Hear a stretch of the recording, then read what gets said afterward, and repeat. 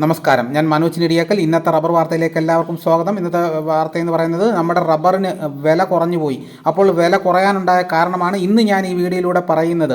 2 ദിവസത്തിനുള്ളിൽ ആഭ്യന്തര റബ്ബർ വിലയിൽ ഉണ്ടായ കുറവ് കിലോയ്ക്ക് 5 രൂപ.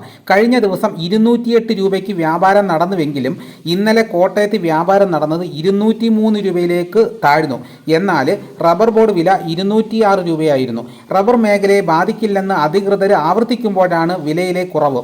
പ്രധാന റബ്ബർ ഉൽപ്പാദക രാജ്യങ്ങളായ തായ്ലൻഡ്, മലേഷ്യ, വിയറ്റ്നാം തുടങ്ങിയ രാജ്യങ്ങളിലേക്ക് അമേരിക്ക ഏർപ്പെടുത്തിയ പകരച്ചുങ്കം വർദ്ധിച്ചതാണ് പ്രത്യാഘാതത്തിന് കാരണമെന്നാണ് നിഗമനം. ഇതോടെ ഈ രാജ്യങ്ങളിൽ നിന്നുള്ള റബ്ബർ കയറ്റുമതിയിൽ ഇടിവുണ്ടാകും. റബ്ബറും റബ്ബർ ഉൽപ്പന്നങ്ങളും ഇടങ്ങളിൽ കുറഞ്ഞ വിലയ്ക്ക് ലഭിക്കുന്ന അവസ്ഥയുണ്ടാകും. ഇതോടെ രാജ്യത്തെ ടയർ വ്യവസായികൾ ഉൾപ്പെടെ ഇറക്കുമതിയിൽ ശ്രദ്ധ കേന്ദ്രീകരിച്ചാൽ ആഭ്യന്തര വില ഇടിയും. പകരച്ചുങ്കത്തെ തുടർന്ന് ചൈനയുടെ വ്യാപാര മേഖലയിൽ ഉണ്ടാകുന്ന തളർച്ചയും റബ്ബറിനെ ബാധിക്കും. വാഹന നിർമ്മാണത്തിനുൾപ്പെടെ സ്വാഭാവിക റബ്ബറിൻ്റെ പ്രധാന ഉപയോക്താക്കളിൽ ഒന്നാണ് ചൈന. ചൈനയിൽ വ്യാപാര സ്തംഭനമുണ്ടായാൽ ഇന്ത്യയുടെ ആഭ്യന്തര റബ്ബർ വിപണിയെയും പ്രതികൂലമായി ബാധിക്കും. കഴിഞ്ഞ ഓഗസ്റ്റിൽ 255 രൂപയെന്ന റെക്കോർഡിലെത്തിയ വില പെട്ടെന്ന് താഴ്ന്ന മാസങ്ങളിലോളം 190 രൂപ എന്ന നിരക്കിൽ നിൽക്കുകയായിരുന്നു. ഇവിടെ നിന്ന് മെല്ലെ ഉയർന്ന് 208 രൂപയിൽ എത്തി നിൽക്കുമ്പോഴാണ് പകരച്ചുങ്കം വില്ലനായി എത്തിയത്. ആഭ്യന്തര വിപണിയിൽ റബ്ബറിന് കുറവ് അനുഭവപ്പെടുന്നതിനാൽ തൽക്കാലം വിലയിൽ വൻ ഇടിവ് വ്യാപാരികൾ പ്രതീക്ഷിക്കുന്നില്ലെങ്കിലും ഭാവിയിൽ എന്താകുമെന്ന് ഉറപ്പു പറയാൻ ഇവർക്ക് കഴിയുന്നില്ല.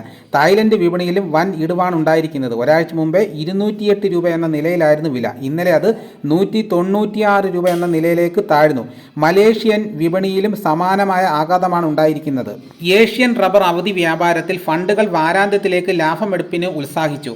വാരത്തിന്റെ തുടക്കത്തിൽ ജപ്പാനീസ് മാർക്കറ്റിൽ കിലോയ്ക്ക് 350 യെന്നിനെ ചുറ്റിപ്പറ്റി നിലകൊണ്ട റബ്ബർ പ്രതികൂല വാർത്തകളുടെ വേലിയേറ്റത്തിൽ ഈ വാരം ആടി ഉലഞ്ഞു.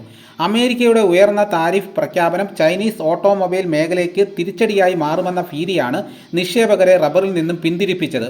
വിപണി നിർണായക താങ്ങുകൾ തകർത്ത് 318 യെന്നിലേക്ക് ഇടിഞ്ഞെങ്കിലും ഇന്നലെ സൂചിപ്പിച്ച 314 സപ്പോർട്ട് തകർച്ചയിൽ നിലനിർത്തിയത് ഇടപാടുകളുടെ അവസാന നിമിഷങ്ങൾ ഫണ്ടുകളെ ലാഭമെടുപ്പിന് പ്രേരിപ്പിച്ചു.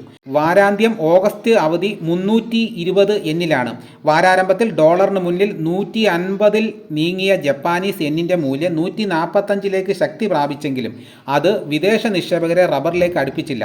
ഇതാണിപ്പോൾ റബ്ബറിന് വില കുറയാനുണ്ടായ കാരണം. അപ്പോൾ ഇതേപോലെയുള്ള വീഡിയോസ് നോട്ടിഫിക്കേഷൻ കിട്ടാൻ ചാനൽ സബ്സ്ക്രൈബ് ചെയ്യാത്തവർ ചാനലൊന്ന് സബ്സ്ക്രൈബ് ചെയ്ത് നോക്കുകയാണെങ്കിൽ കൃത്യമായിട്ട് തന്നെ നോട്ടിഫിക്കേഷൻ കിട്ടുന്നതായിരിക്കും. എല്ലാവരും ഒന്ന് ലൈക്ക് ചെയ്ത് സപ്പോർട്ട് ചെയ്യണം. മറ്റ് ഗ്രൂപ്പിലോട്ടൊക്കെ ഒന്ന് ഷെയർ ചെയ്യണം. മറ്റൊരു വീഡിയോയുമായിട്ട് ഉടനെ എത്താം. എല്ലാവർക്കും എൻ്റെ നന്ദി.